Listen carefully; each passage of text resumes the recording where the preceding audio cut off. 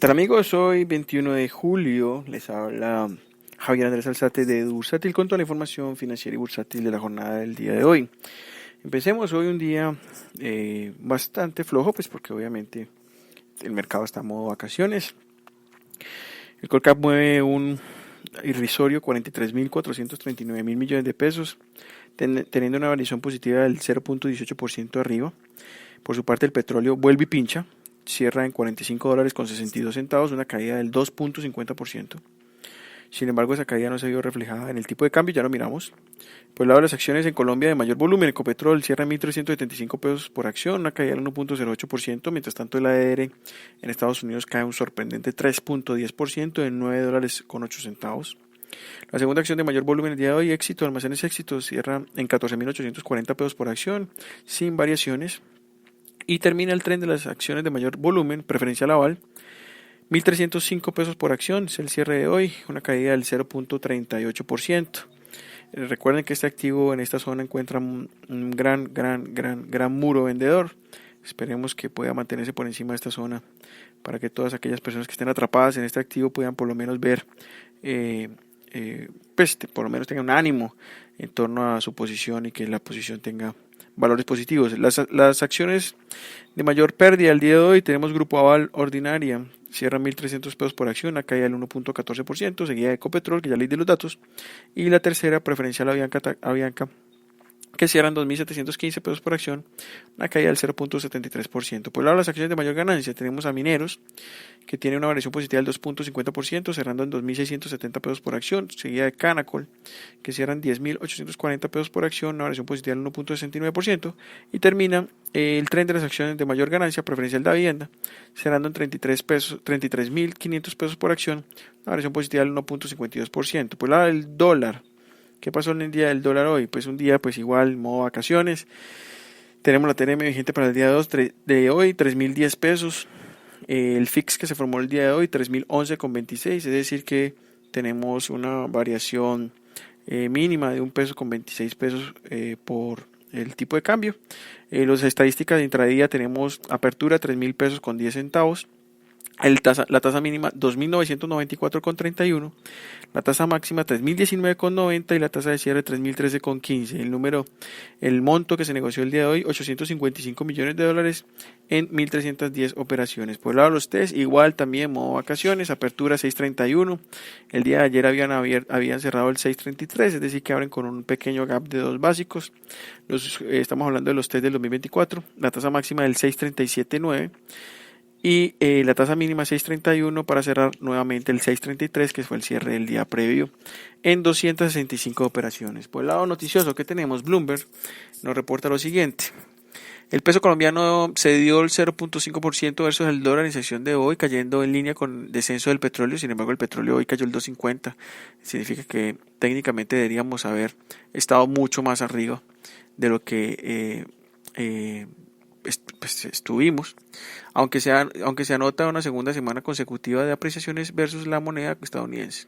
Con la excepción del modelo con la excepción del modesto avance del peso chileno, el resto de divisas latinoamericanas culminó en bloque a la baja. El universo de monedas emergentes repuntó el 0.1% para terminar la semana en 0.6% positivo y manteniéndose en máximos desde noviembre de 2014. Esto hay que entender que el dólar en el DXY está teniendo un comportamiento muy fuerte a la baja, es decir, viene desde los 103,76 en más o menos el cierre del 2016 al 93,78. Por eso es que el euro se ha metido una disparada de una manera tan importante, que está por encima de los 1,16,70. Esto ha debilitado el dólar, el euro se ha fortalecido de una manera importante y entonces significa que el dólar técnicamente se va a debilitar frente al resto de monedas en el mundo, incluyendo las emergentes.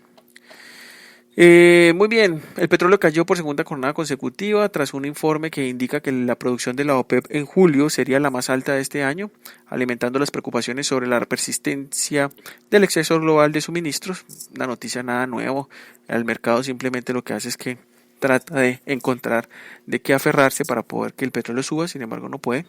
En Colombia el índice de actividad económica ISE subió el 1.2% año a año en mayo, por debajo de las expectativas de alza del 1.4% y comparado con el repunte del 1.5% en abril.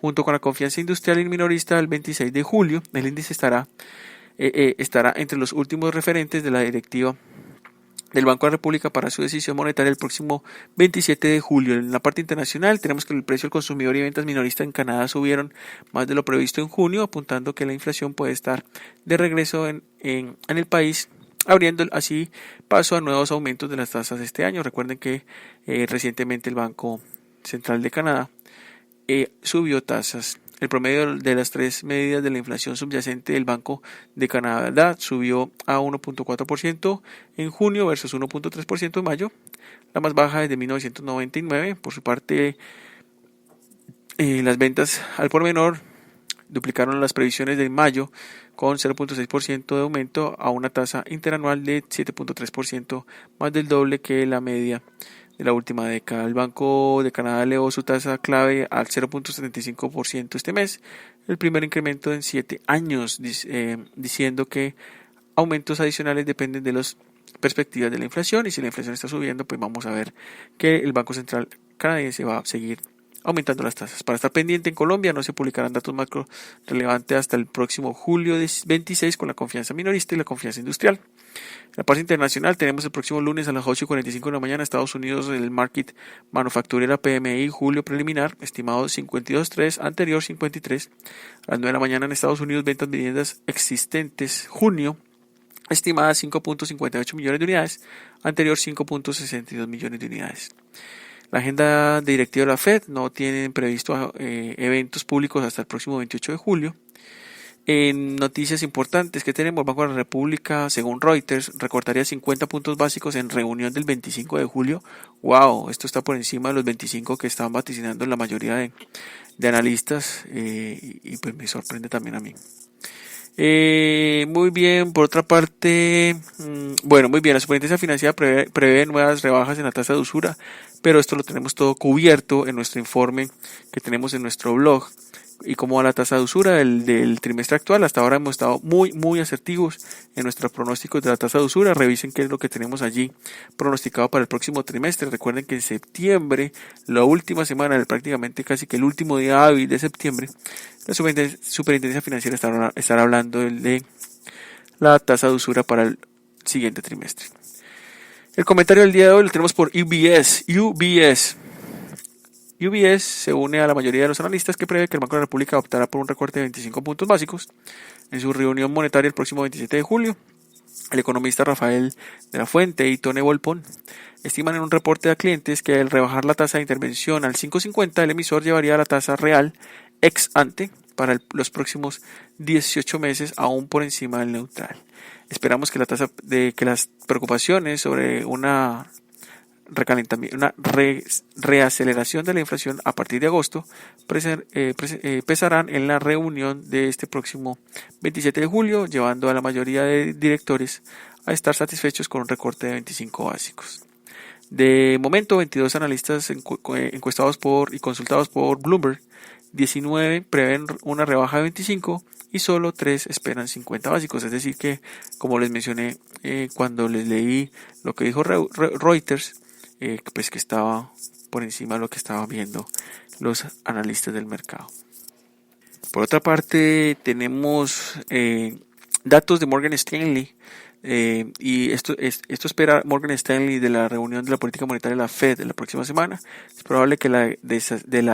probable que la declaración indique que los encargados de formular políticas están listos a comenzar a normalizar el balance del Banco Central relativamente pronto, consolidando las expectativas para el anuncio de septiembre. La Fed también habrá una actualización benigna sobre las condiciones, diciendo que la economía siguió expandiéndose a un ritmo moderado y que el mercado laboral sigue fortaleciéndose.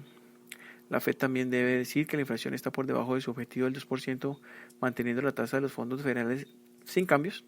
Los débiles datos sobre la inflación seguirán siendo una amenaza para la Fed durante varios meses. La Fed reanudará el incremento de las tasas en diciembre después de una pausa en septiembre. Será una dolorosa espera para los inversionistas y la probabilidad actual del 40% del siguiente incremento para diciembre parece justa para nosotros. Por otra parte, nos llega desde Valor Inversiones la actividad de taladros petroleros en Estados Unidos, en el cual caen por tercera semana en el 2017, según el gigante de perforación de petróleo Baker Hughes. Menciona que la actividad de taladros de petróleo en Estados Unidos cae en una unidad aún a niveles de abril de 2015. La actividad actual de plataformas petroleras se encuentra en 764 unidades, cae por tercera vez en este año. La actividad de taladros de gas en Estados Unidos cae en una unidad, alcanzando los 186 taladros. Y el conteo total de taladros de petróleo y gas se encuentra en 950, disminuyendo en 2 unidades frente a la semana anterior. Por otra parte, esta mañana muy temprano generó revuelo este dato que nos comparte Casa de Bolsa. Colombia disminuiría participación en el índice GBI-EM GD del JP Morgan, generando ventas en TES por $456 millones al cierre de julio, alrededor de 1,3 billones de pesos. JP Morgan informó que a partir del 31 de julio Uruguay entrará a los índices GBI-EM GD E y G con una del 0.15 y 0.24% respectivamente. Adicionalmente, Indonesia ingresará al índice GBI-EM, GD y G con la participación del 14.46%. Teniendo en cuenta lo anterior, la participación de Colombia disminuirá del 7.21% al 7.13% en el índice GBI-EM, GD y de 13.57% al 10.49% en el IG, implicando una venta total de TES por $456 millones. Cabe resaltar que, dado la experiencia, los movimientos estimados no suelen darse al pie de la letra. Este ejercicio se realizó suponiendo unos AUM de $185 mil millones para el índice GBI y GBI-EM y de $10 mil millones para el índice GBI-EM-GD. Muy bien, este es un dato pues interesante que nos tiene pensativos en torno al comportamiento de los TES. Por otra parte, Fitch Ratings dice que las economías latinoamericanas vienen mejorando, pero los riesgos a la baja permanecen, y esto es un tema muy importante para los próximos días cuando hagan revisión de calificación.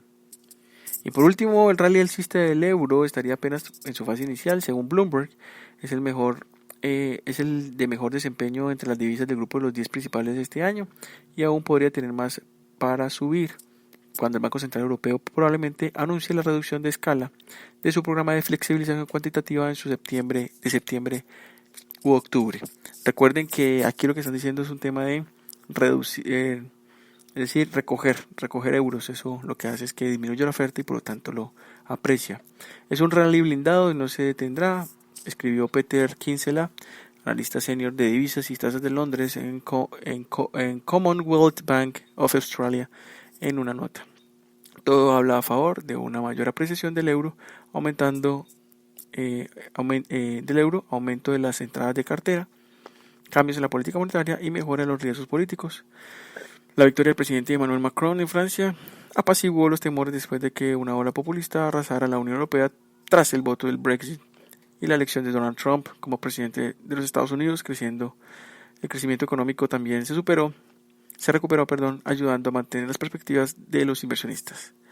Y por último, un factor que podría detener el rally del euro desde aquí es una revisión de las expectativas para la Reserva Federal, dijo Andrew Cormack, un gestor de dinero con sede en Londres en Western Asset Global Management. Hay tan poco precio para la Fed, ahora que a cualquier sorpresa al alza de los datos podría verse este reverso. Muy bien, amigos, creo que aquí ya combinamos con todo nuestro cubrimiento. Miremos aquí. Muy bien. Muy bien, amigos, les deseo un feliz fin de semana, que estén muy bien. Nos escuchamos el próximo lunes. Hasta luego, chao.